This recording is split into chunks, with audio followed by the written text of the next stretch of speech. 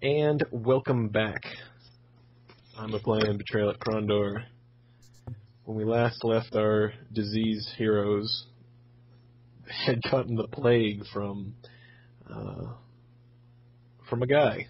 For only 21% of the plague. Only a little bit of a plague. So the plague is... Not 23%, but exactly 21% of the plague. And they can tell, just by looking in the eyes. No. The plague is an interesting status effect. It doesn't immediately affect any of your statistics, or at least none of the percentages really go down. So it's kind of hard to tell what it's doing.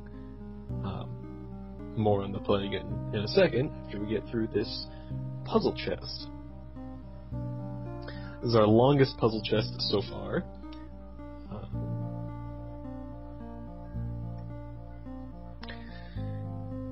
And I was recording this next to my fiance, and she right away picked up the answer to this. Indeed it is.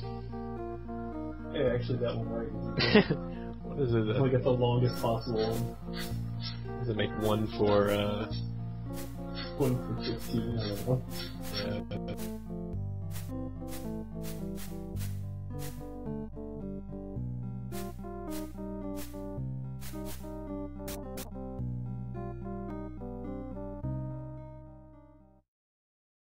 Not a whole lot in this one as well. Usually the ones that are right by the side of the road don't have as much as you'd really like. So what do I end up getting rid of? Some rations. Right, so back to the plague. It's not really, stats don't go down, so you don't know.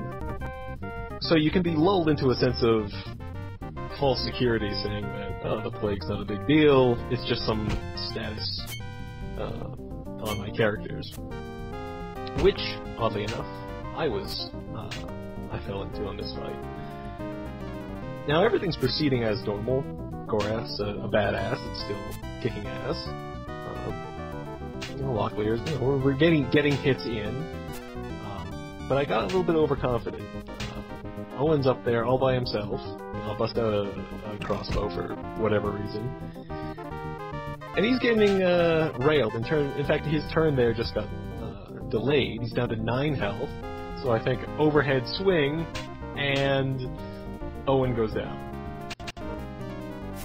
So I finished up the fight real fast. So Owen is now dead, or in a typical RPG fashion, knocked out of the fight, but not yet dead. Fainted, if you will. Right. So what that means is he gets a status now of near death. Oddly enough, it wipes out the plague status, which is nice, I guess.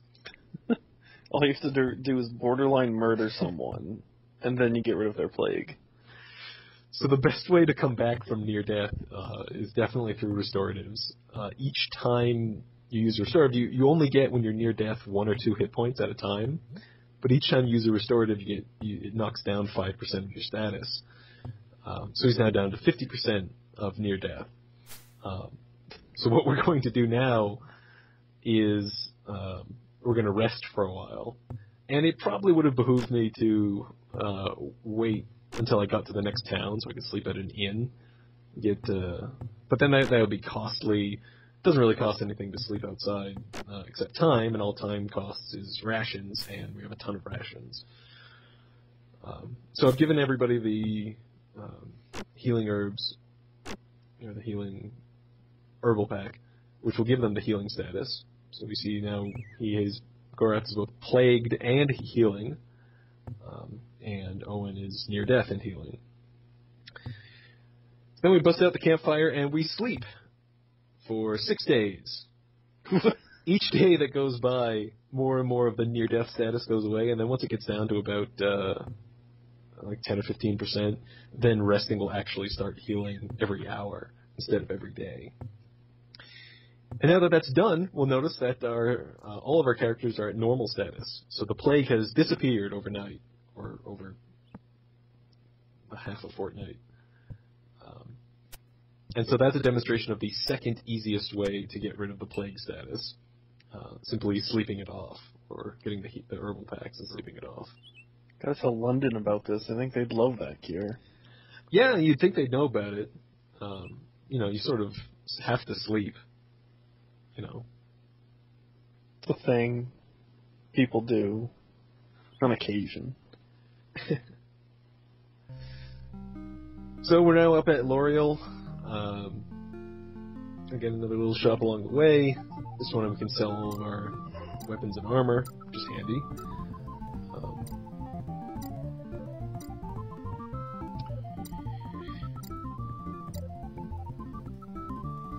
Now, within the shop, just put an armor simmer there. There's a couple of new things in here.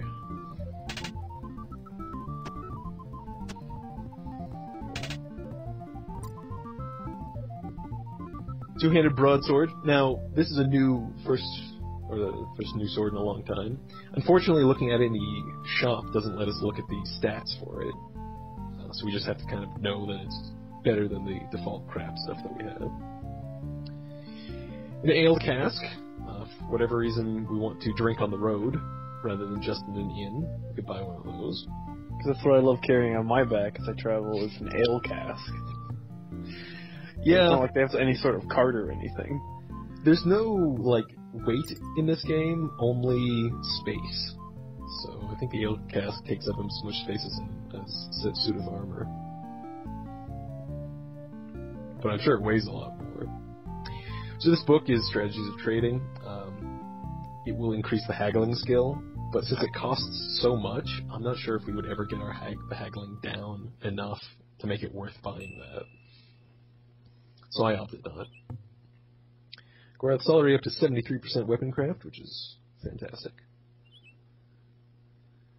Another house in L'Oreal here. You see is Kiefer Ailes Cook. So, if you'll remember back in Lamut, we had that quest to find Makala's missing ruby. And so naturally, Locklear has this on his mind, and he inquires about possible leads. He gives us a lead back to a man named Isaac, who we had seen along the road. So I believe it would behoove us to return back and find that gentleman and ask about it. So I decided to pick up one of the two-handed broadswords because, well, why not? We have the money, and we're about to complete this quest, which will return us some more money. So we pick up the broadsword. The stats as compared to the single-handed broadsword, the accuracy on an overhand swing is slightly better. It's 0 instead of -5. But the base damage will have gone up quite a bit. So, while Gorath is already a powerhouse, this new sword will give Locklear the edge up as well. As I'm watching this now, I realize I should have given that second set of elven armor to Owen, since he is the weakling. Murder him once, shame on you. Murder him twice, shame on me. I don't know. Yeah, something like that. So this house usually contains, it's somebody that's referring to somebody that had gotten the plague as well, and it says that Michelle the healer is somebody who can heal the plague, but he's saying that she's a crackpot. So in this house next door, that's where Michelle would be if we were still plagued, and she offers healing at a reasonable price of, I think it's 25 gold to heal everybody. So that's that's slightly more difficult or more costly way to heal the plague than our option of what we did of just sleeping it off. Well, sleeping it off is the cost of how much the rations are, so... But we spent 6 nights. That was because Owen was near death. I think it would only take a day or so with the herbal pack to cure the rations there. I mean, to cure the plague. So we're headed up to west of Tearsog to return or explain what we found in that chest west of Hawks Hollow. Before we get there, we want to stop by this temple that's along the way, Temple of Ishap, north of L'Oreal. There's a number of temples of Ishap. That's why you have to refer to what city it's nearby. So in here, I never talked about this when we visited the first temple, but the cure option, so we have talk, cure, and bless, will cure the plague as well, but the cure is very expensive, and it only cures them one at a time, and while the cure is taking place, it takes time, it takes like a day or something, and in that time all of your other characters will get even more plague, which will, I think when the plague hits 100 they start losing health, but it will cost more to cure them of that. So this is the worst option, to come in here and have the temple cure you. In the talk section there, they talked about an oracle west or near Malak's Cross. Malak's Cross is way to the south, east of Krondor, and it's a reference to that, and we'll keep that in mind when we're wandering around that part of the world. So there's really no rush to get him to Krondor, is there? Nope. Not at all. In fact, if we had decided to go all the way east, all the way, the long way around to get to Krondor, when we get just a little bit east of Tearsog, Locklear, there's like a transition point, and Locklear's like, Locklear ponders to himself about taking the long way around to get to Krondor, but thought it the safest route to throw the assassins off their trail. So we just activated the teleport for this temple, and that was the interface to allow us to jump between temples we've already been to. It's 75 sovereigns to get to the first temple we went to, which is pretty steep, but for the money reserves we have right now. But later on in the game, when money becomes less of an issue, it's not going to be too big of a concern, and certainly will save a lot of time to get down, or to get all over the world by teleporting.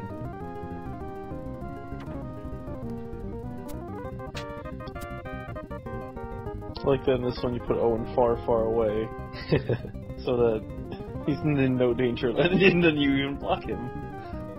I try to. Owen get the killing blow there. You're a man now, Owen. Yeah, he's still a young lad. He needs all the murder experience. Exactly. So there, I just healed or sharpened a sword at 99%, and it let me do it, but it didn't go up at all. And the only way to take a sword up to 100% is to have 100% weapon craft.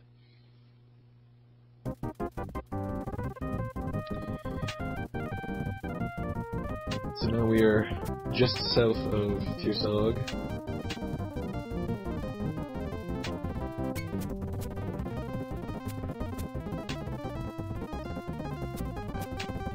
Still getting a lot of misses, despite having trained the status quite a bit. But when we're getting hits, I mean, luckily they just demolished the guy with 31 on an overhead swing. Now we can see the armor that the enemies were wearing. It's the standard kingdom armor. But it's still kind of an impressive jump up.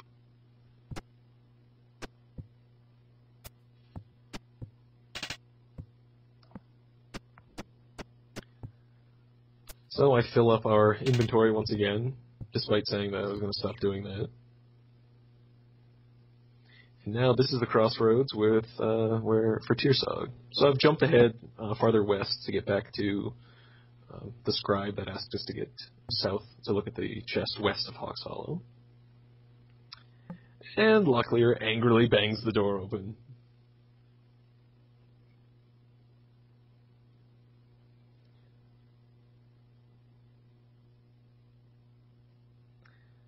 And naturally, the scribe doesn't take it kindly to being threatened or implied that he is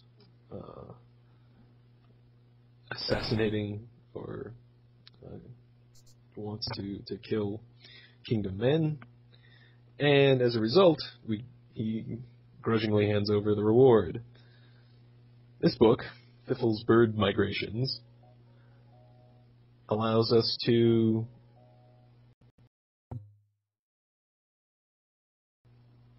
It's a book on all sorts of subjects, and it will actually increase all of the stats in the game by 5%. But any of the stats that we have checked off will go up. If we have just one checked off, that one will go up 7.5%, and the rest will go up 5%. If we checked off 2, it would be 6.25 each, and the rest would be 5. So it's a rant on the prices of ale, the plight of magicians, and even talks a little bit about combat. So as a result, the party's abilities have increased. Each character will be able to read this. See, well, with the exception of accuracy casting, everything goes up. This book is a fantastic reward, especially this early in the game. I debated for a little while which skills I wanted to have go up. Accuracy casting eventually will get up to 100% towards the end of the game. So maybe it might have been better if I put this into, I'm not sure, maybe stealth or accuracy melee for Owen, but ultimately I decided to just go with the casting. Now this book... Stealth just tap on surprise attacks? What would you say for stealth? Does stealth just help on surprise attacks? Yes, I think so. It also will help you, if you know how Gorath was able to identify a scout, or by scouting an ambush coming up? Yeah. With stealth, if the stealth rating is high, it lets you go around, or avoid those ambushes. Now, whether you want that to happen or not is up to you. Usually you get some good experience out of combats.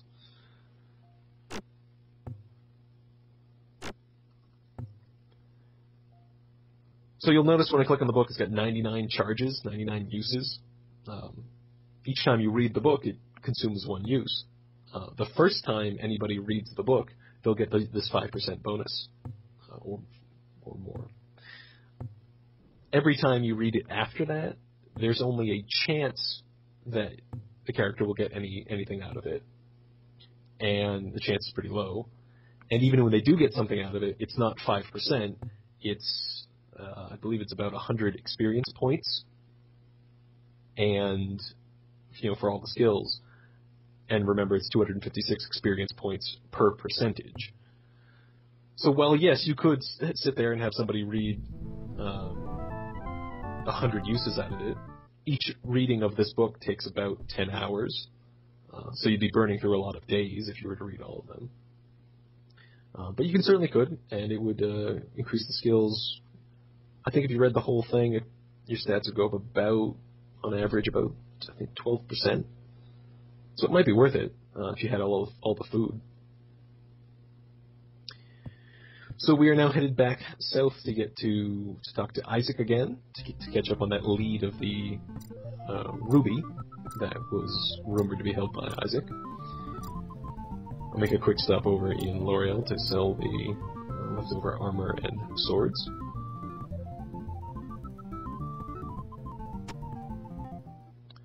And then continue on.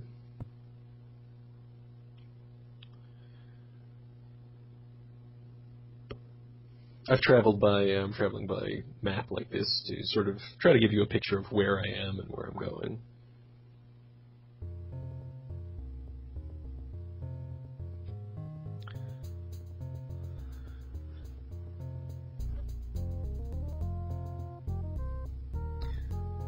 So despite all of these weeks of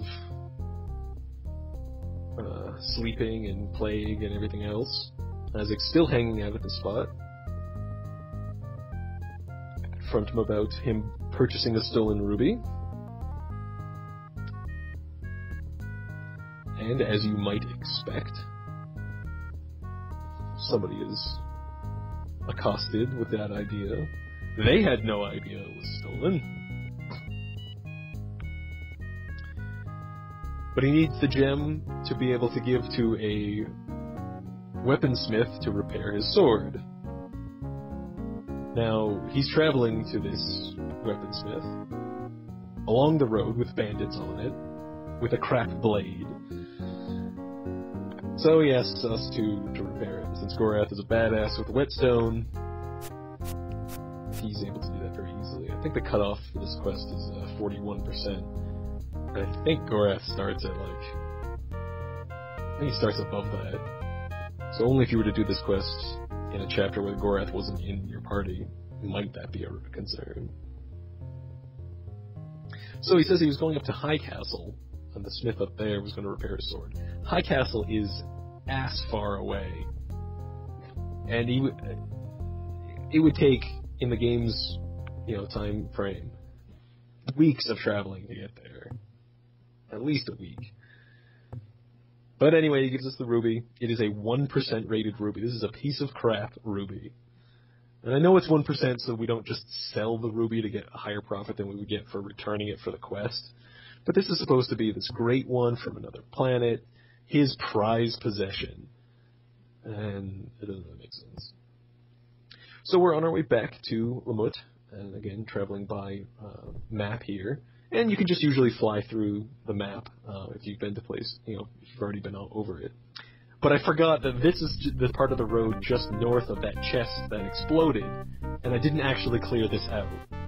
So I ran into I was just, stumbling blindly down the road and came into a fight. Took a little damage, but it wasn't much. So that lets me discuss the fact that the combats in this game are all tied to which chapter you're in. So now that we've cleared out, there's only in very few cases are there respawning enemies.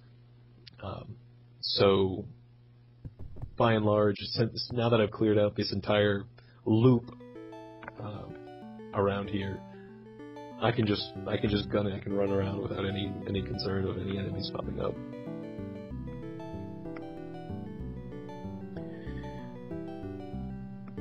So back in the Mut, I sleep for the night because I don't want to bother walking out of the city and coming back. And obviously the garrison is closed during the nighttime to general guests. So we swing up in the morning, assumes we're there to return a ruby, and get a decent reward for that. Now, in the description of rubies, they said that they would sell for no more than 400 sovereigns. That 1% one would sell for approximately 40. So definitely finishing the quest is the right way to go. Well, try not to talk too much next time, Jay. But that will end it for this episode. Thanks for the nice rib at the end. Man, you're the one that you planned out all these things to say and everything to go on about the game, and I can only get a little few words in edgewise because you have so much to say, and then you make fun of me. I know, it's because great. You're talking the whole time because you planned it out. It's great, isn't it?